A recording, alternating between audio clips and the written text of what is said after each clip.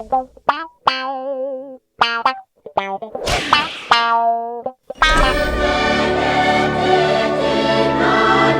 January 15, 1967, most television sets were showing the first ever Super Bowl, a sporting event that in a few years was to become the premier showcase for the nation's advertising. But on the same day, viewers were also witnessing scenes of youthful jubilation. The previous day in San Francisco, hundreds of youths, hirsute and hopped up on LSD, had gathered for a giant happening, the Human Be-In. It's sort of a happy happening for hippies. The gathering signaled the start of the hippie movement and was a prelude to the Summer of Love. The summer of '67 was revolutionary. You'll think you're there. As America was getting bogged down in Vietnam, its hedonistic, anti-establishment youngsters were demanding love, not war. Advertising quickly tuned to this new generation in need of affection and collective sensations. To win over the youth of '67, brands offered fun, Band of Buddies style, embellished with a few subtle metaphors.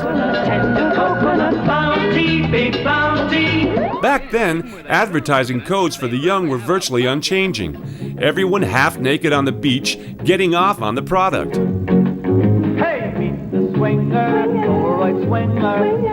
Pretty basic, but it worked. These ads, for instance, with the young, fresh Ally McGraw, largely contributed to the success of the Polaroid swinger, the must-have accessory for the 1967 generation. But the cult product of the Summer of Love was this. The VW microbus could take all your pals to the beach or the circus. However, in a pinch you can do much better.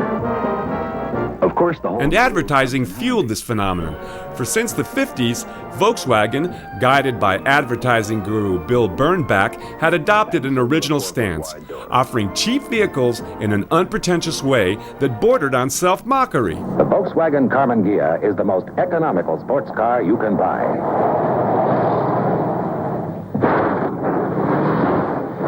It's just not the most powerful. An approach that contrasted with the pompous tone of the big engine boys. To my sons, Rodney and Victor, who spent every dime I ever gave them on fancy cars and fast women, I leave $50 in dimes. Finally, to my nephew Harold, who oft-times said... A total break with 1950s advertising, with the conventional conservative America rejected by the younger generation. This new style buried the old sedate commercials and would even be dubbed a creative revolution. Bill Bernbach laid the foundations. In came ideas, creative concepts, and above all, humor. A style recognized in 1967 by the Cannes Lions Advertising Festival, which awarded its Grand Prix to Bernbach for this product demo.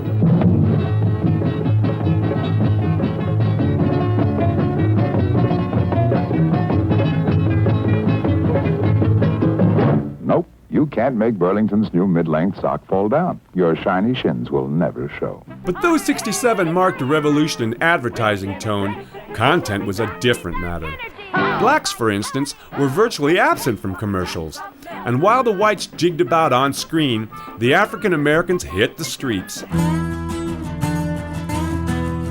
The white kids' Summer of Love was matched by the black community's long, hot summer. Race riots spread across America, leaving dozens dead and hundreds injured. Martin Luther King, who received many death threats, kept alive hopes of a brighter tomorrow. And I've seen the promised land. I may not get there with you, but I want you to know tonight that we as a people will get to the promised land. While waiting to reach the promised land, the blacks finally made it to the messages. Anyone can make a mistake. Soon, the cream-topping Cool Whip, launched in 1967, was showing this kind of commercial. Tragedy. That's why we make delicious Cool Whip more than delicious. We make it ready to serve. And because you don't measure or mix, no matter what else goes wrong, your topping always turns out tasting right. What we have here is a case of irreconcilable differences. 7-Up went even further in '67. The soda switched slogans to become the Un-Cola, the better to battle Coke and Pepsi. And soon, the brand hired a black actor. Case closed. 7-Up, the Un-Cola. Thus, Jeffrey Holder became U.S. advertising's first real black spokesperson. Why? To sum up, in 1967 America, kids, blacks, and advertising all underwent their own revolution. You said it. 7-Up, the Un-Cola. The un's the one. Ah.